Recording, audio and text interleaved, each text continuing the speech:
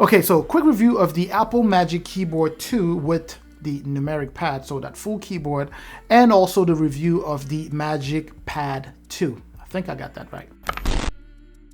So I'm just going to go ahead and fly through a very quick unboxing here, then I'm going to show you some hands-on later, and I'm also going to share my thoughts on it so far. I had been wanting to buy a Magic Trackpad 2 for a while now, and I was really excited to pick this one up a couple of weeks ago, so I'm going to go ahead and start off with that first. And as you can see here, these are both in space gray. So it is very straightforward really, and if you are familiar with the touchpad that you get on the MacBooks and you like it, then you are most likely going to enjoy using this thing here. Quite a few people praise this thing and they say that it really increases productivity if you really learn how to use it properly. Anyway, so just going around real quick here, you have just an Apple logo at the bottom here. On one of the sides here, there is the power button and the lightning port for charging. So you can toggle that power button on and off, and it would actually automatically go into a Bluetooth pairing mode. All the other sides, on the other hand, are all clean, so really nothing to see there. The main surface, as you can see here, is very clean, very smooth. It feels very, very premium, and you can make use of all of the gestures that you may already be familiar with from the MacBook. So whether it be the one finger or the two fingers, three fingers, 4, 5, the gestures, any of the things that you're already familiar with using that pad on the trackpad on the MacBook, you will be able to use this device. Then we get the lightning cable for charging. It's a lightning to USB-A. You also get the manual here, and that's pretty much it for this one. Now let's take a look at the Magic Keyboard 2 here. As I mentioned at the beginning, this is the Magic Keyboard 2 with numeric pad, so the full keyboard. The one that I've been using for years now is the short one, so the one without the number pad. So it was nice to finally get kind of a full keyboard like I mentioned earlier, and this is what it would look like out of the box. I really like the way it looks and feels. It feels premium just like that pad, and also looks premium. And these two things actually cost a pretty penny. They both cost me a total of $300 just for those two. So I guess that's the price to pay if I want my setup to look the way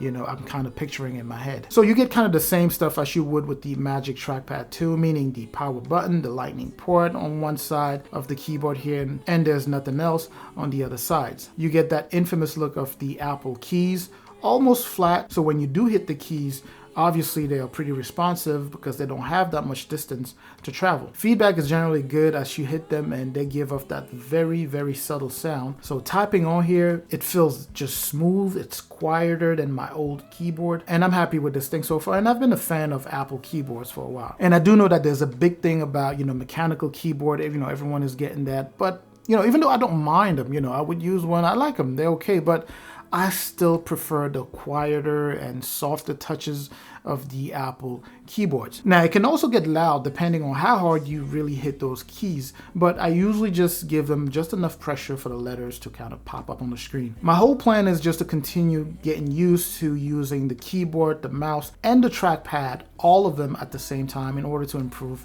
productivity during my editing sessions. And these, by the way, can be connected to the iPad Pro that I have here, so I will be using it also with my iPad Pro, especially since my wife is using the iPad Air along with the Magic Keyboard. Now, I've been using this setup for a couple of weeks so far, and beyond the Bluetooth issue that I've been experiencing, everything is actually, going well. Now, the Bluetooth issue is not really well, it's affecting the keyboard and the trackpad and the mouse, but it's actually, the issue itself is coming from the M1 Mac Mini. I'm making this accessories video, then I'm gonna go ahead and make the Mac Mini video, which is actually coming up probably next week.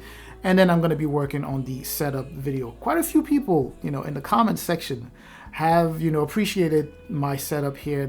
Quite a few people like it, and they wanted me to make a video. I will be working on that probably over the next couple of weeks or so to make sure that I have a nice video and something that's consistent that people like to watch. Anyways, to summarize here, my user experience has been pretty nice so far. Actually, it's been pretty awesome using these two along with the mouse. Very comfortable keyboard, like I said, very nice ergonomics, along with the shortcut keys that I'm already used to. The trackpad so far is proving to be very useful, although I'm still slowly trying to get to a level where I could say that I'm a pro at using all of these three accessories. Now, I hope that this was informative and that it helps your purchasing decision. Of course, please don't forget to like, comment, subscribe. I'm going to catch you in the comment section like I always do, and I'm also going to catch you in the next video. And up until then, of course, stay safe out there.